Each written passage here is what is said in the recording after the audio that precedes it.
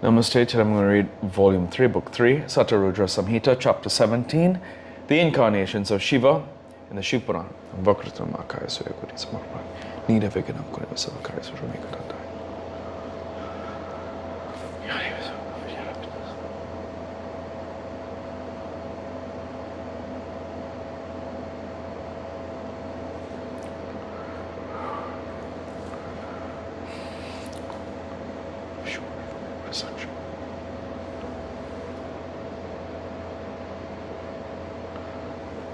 Hariom Tatsat.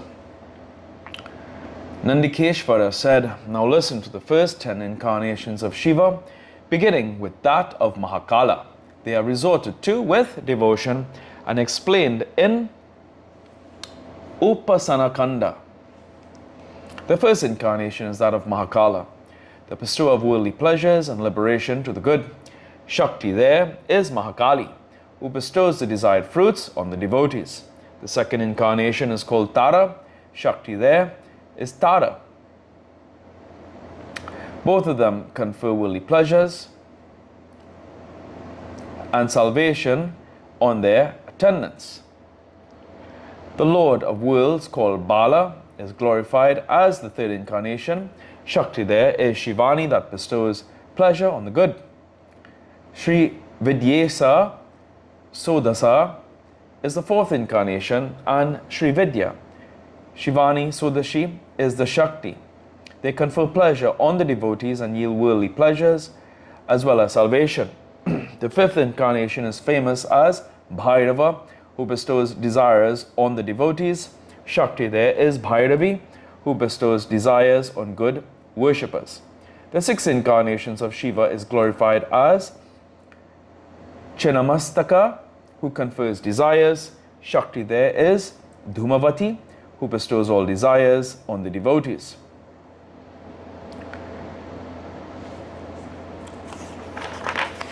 The seventh incarnation of Shiva is Dhumavan, the bestower of the fruits of all desires. Shakti here is Dhumavati, who bestows all desires on the good worshippers. The eighth pleasant incarnation of Shiva is Bhagalamukha. Shakti there is Bhagalamukhi, who is also famous as Mahananda. The ninth incarnation of Shiva is glorified as Matanga. Shakti there is Matangi, who bestows the fruits of all desires. The 10th incarnation of Shiva is Kamala, the bestower of fruits of worldly pleasures and salvation. Shakti there is Kamala, the protectress of her own devotees. The 10 incarnations of Shiva are pleasing as they confer worldly pleasures and salvation. They bestow everything on good devotees. The 10 incarnations of Shiva, the great soul, bestow different kinds of pleasures on those who always resort to them without aberrations. O sage, the glory of the 10 incarnations of Shiva has thus been described. It bestows all desires as explained in the Tantra Sastras and other treatises. O sage, the greatness of these Shaktis too is wonderful. It bestows all desires and shall be known as explained in Tantra Sastra and other treatises. The different Shaktis are considered in such activities as destroying enemies, etc. They punish the wicked and enhance Brahmanical splendor. O Brahmin, thus I have explained to you the 10 incarnations of Shiva, along with his Shakti, beginning with Mahakala. They are all auspicious. He who reads the sacred narrative during the festivals of Shiva with great devotion becomes a great favorite of Shiva. A Brahmin attains the sacred splendor of Brahman. Kshatriya becomes virtuous. A Vaishya becomes lord of wealth, and a Sudra attains happiness. The devotees of Shiva, maintaining their respective duties and listening to this narrative, become especially happy and devoted to Shiva. It's one footnote. 54. The concept of God in the male form and his energy in the female form is not peculiar to Shiva cult alone. It belongs to almost every god, Vishnu, Brahma, Indra, and others.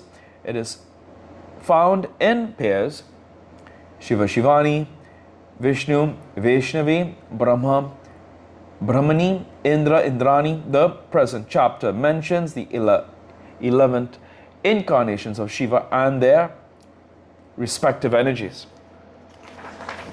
Here ends today's reading of the Shiva Puran.